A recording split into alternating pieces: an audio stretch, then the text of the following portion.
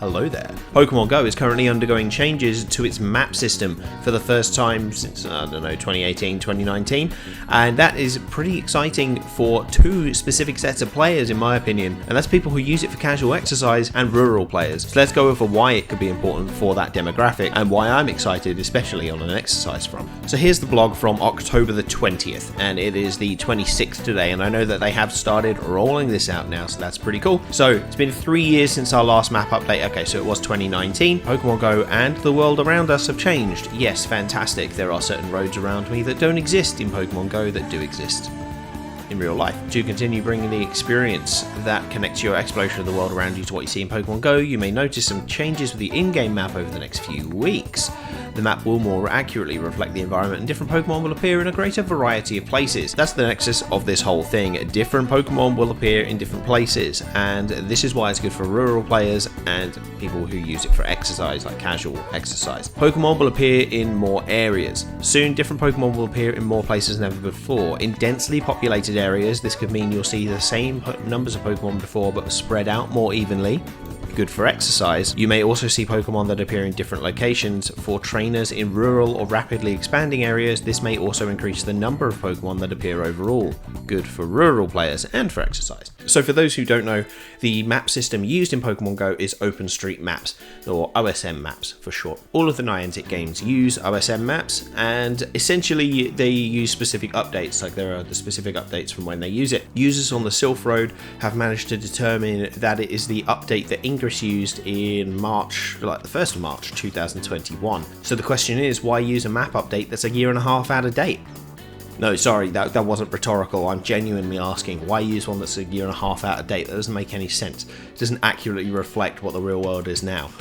It's kind of silly. I wonder what the situation there is. Anyway, back to the point at hand. Here's some spitballing about why I think this could be good for exercise. It's the thing about Pokemon being more spread out over the area. The current update had you clustered, so Pokemon would spawn more around Pokestops than they would anywhere else. Okay, now having Pokemon more spread out, so they're not just clustering around the Pokestops and they are more spread out across the world, means that you need to walk more to get to the different Pokemon rather than just walk to a stop, catch everything, walk to a stop, catch everything.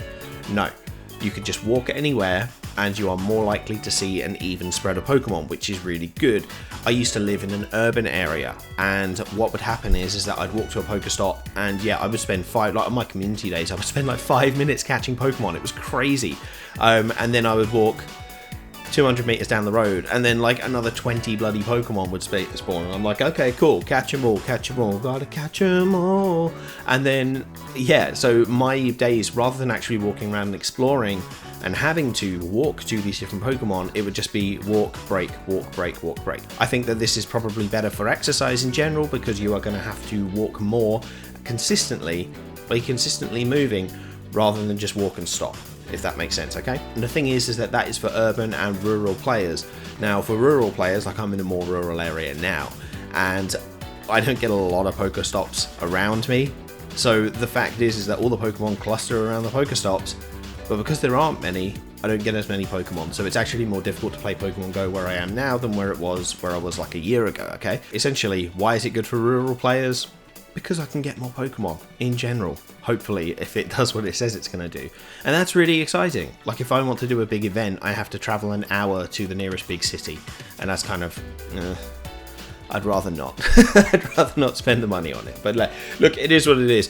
The fact is that we could see, more Pokemon appearing in general for rural players, which is really good. Obviously, does mean that you're going to run out of balls quicker, but that is another thing. So just in general, it looks like this map update, if they do it correctly in the way that they are implying they're going to do it from the wording, could be really good to promote more exercise, promote more movement while playing Pokemon Go, and for rural players who can get more Pokemon in general and can have an even spread of Pokemon, means that you are more likely to get those good ones and those rare ones, hopefully. We'll have to see if Niantic do this. Now, it will be interesting to see how this affects spawn points, because certain people get a lot of spawns in their houses at the moment, which is really good for those who aren't able to get out and walk. I do have a lot of very complicated thoughts about Pokemon Go's need for walking, because it's definitely something that they're pushing, and the fact that not everyone has access to be able to walk properly. So there's a lot of juggling and a lot of thoughts around that I may explain another time. It's just occurred to me that this is the first Pokemon Go video I've ever made for this channel, which is kind of crazy. So yeah, actually wild. I should really do more. So if you do want more of the Pokemon Go content, please let me know.